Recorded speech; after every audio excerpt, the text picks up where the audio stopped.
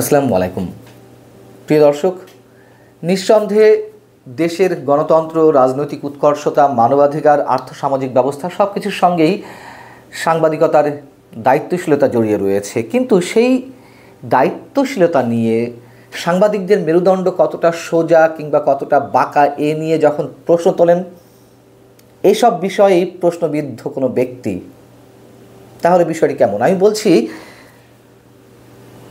অন্তর্বর্তী সরকারের প্রধান উপদেষ্টার প্রেস সচিব জনাব শফিকুল আলম সাহেব বেশ জ্ঞানগর্ভ কথা উচ্চারণ করেছেন। তিনি কি নিজের বা সরকারের দিকে তাকিয়ে কথাগুলো বলেছেন?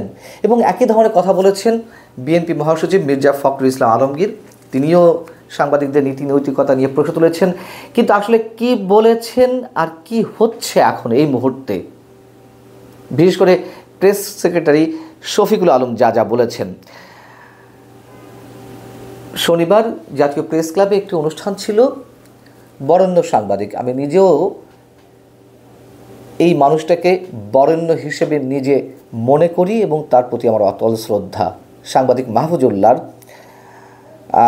যে মরণোত্তর 21 পদক পেলেন সে বিষয়ে একটি অনুষ্ঠান ছিল। সেখানে বিএনপি মহাসচিব মির্জা ফখরুল ইসলাম আলমগীর বলছেন যে আজকালকার অনেক সাংবাদিক নিজের আখের গোছানোর জন্য দালালি করেন। কথাটা বলা ভালো হলো না, তারপরেও বলতে হলো।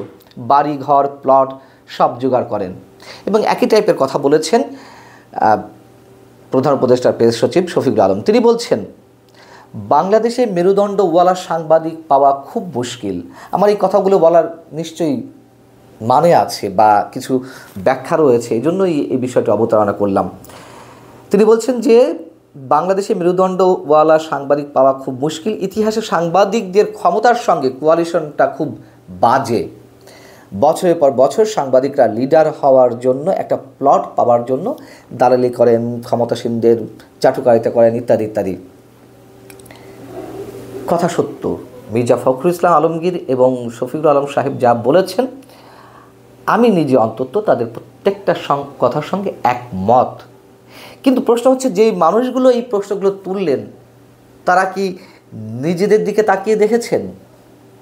প্রেস সেক্রেটারি শফিকুল আলম তিনি কি বলবেন যদি প্রশ্ন করি যে এখন কি সাংবাদিকদের পোষা হচ্ছে না?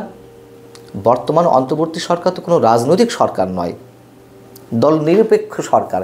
কিন্তু এই সরকারের সময়ও যদি সাংবাদিকদের পোষা হয় তাহলে বিষয়টি কেমন দাঁড়ায়? এবং নির্মোহ দালালির কারণে এই মুহূর্তে এই সরকারের সময়, আমি বর্তমান সরকারের কথা বলছি, এখনও তো অনেককে প্রেস মিনিস্টার থেকে শুরু করে গণমাধ্যম কিংবা গণমাধ্যম সংশ্লিষ্ট বিভিন্ন স্বায়ত্তশাসিত প্রতিষ্ঠান বা সরকারি প্রতিষ্ঠানে নানান পদ পদবিতে দেওয়া হচ্ছে। অস্বীকার করতে পারবেন? চ্যালেঞ্জ ছুঁড়ে মারলাম, চ্যালেঞ্জ ছুঁড়ে দিলাম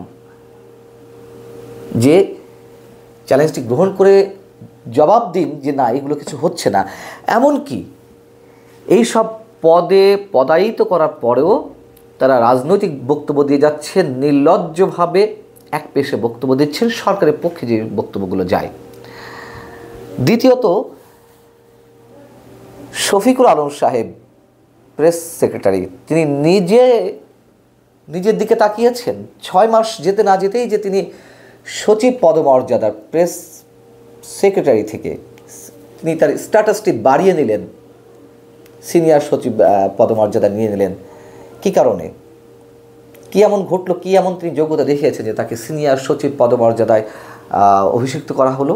এবং তিনি নিজেও যে প্রতিনিয়ত রাজনৈতিক বক্তব্য দিয়ে যাচ্ছেন, একটি বিশেষ গোষ্ঠীর পক্ষ নিয়ে স্পষ্টভাবে বললে যে নতুন রাজনৈতিক দলটি আসছে বা বৈষম্যবিরোধী ছাত্র আন্দোলন যে নেতারা, তাদের পক্ষে একের পর এক কথা বলে যাচ্ছেন এবং বিশেষ একটি দলের বিরুদ্ধে যাচ্ছেন তাই বলে যাচ্ছেন। কেন তিনি বলবেন? কোন এখতিয়ার থেকে বলবেন? কী কারণে বলবেন?